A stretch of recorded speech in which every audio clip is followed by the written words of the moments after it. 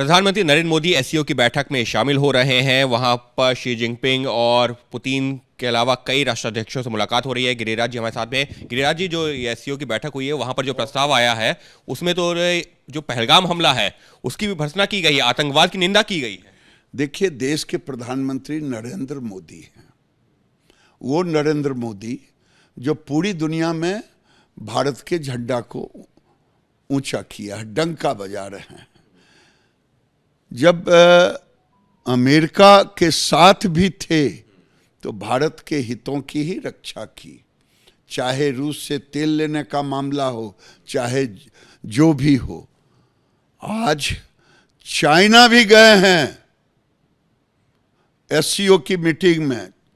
वो वहां भी भारत के हित की रक्षा किए।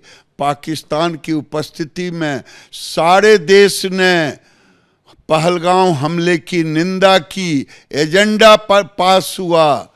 ये भारत के कूटनीति और नरेंद्र मोदी के ताकत की जीत है।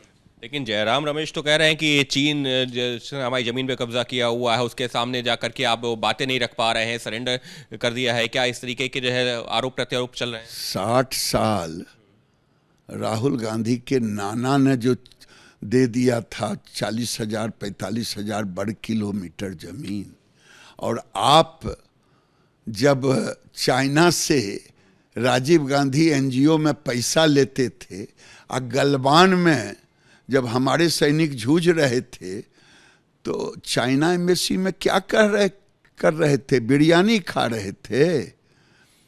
और अपने देश का बिरयानी खराब लग रहा था। अपने देश के विदेश मंत्री से बात करने में आपको शर्म आ रही थी।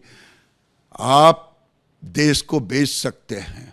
आप के नेता राहुल गांधी जब देश से बाहर जाते हैं तो भारत के प्रति क्या रुख रहता है? भारत की निंदा करते, भारत को गाली देते। जॉर्ज सरोज जैसे लोगों के साथ मिलकर के आज जातीय जनगणना की बात कर रहे हैं। कोई सरोज अबारो सब बोल रहे हैं। ये राहुल गांधी के नीतियों के कारण। कभी अटल बिहारी वाजपेयी होते थे देश के एलओपी, वो देश की बात करते थे। राम मनोहर लोहिया देश की बात करते थे विदेश में। लेकिन आज आप जॉर्ज के साथ और इन लोगों के साथ मिल करके जो आप कर रहे हैं, आप समझ में आ रहा है। जातीय तनाव जिंदगी भर तो आप गरीबों को, बैकवर्ड कमीशन को नहीं आने दिए, मंडल कमीशन को इम्प्लीमेंट नहीं किया।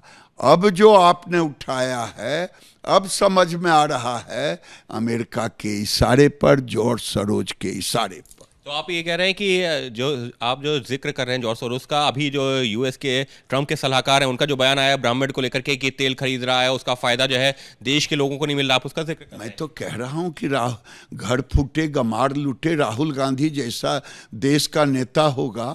इसके पहले भी इन पर आरोप लग चुका है। जॉर्ज सरोज के साथ, सोरोज या अबोरो जो भी हैं, इनके साथ लग चुका है। और जॉर्ज सरोज मिल करके जब भी गए हैं, एलओपी बनने के पहले, एलओपी रहते हुए भारत को गाली ही दी है। भारत को गाली ही, ये दुर्भाग्य है। बस एक आखिरी सवाल ये भी जो विपक्ष उठा रहा है कि वहां पर तुर्की, वहां पर जो है चीन, ये वो देश हैं जिन्होंने ऑपरेशन सिंदूर के दौरान पाकिस्तान का साथ दिया था। हम उन्हीं से जाकर के फिर बातचीत कर रहे हैं? बातचीत नहीं कर रहे हैं। हम एससीओ की बैठक में गए हैं।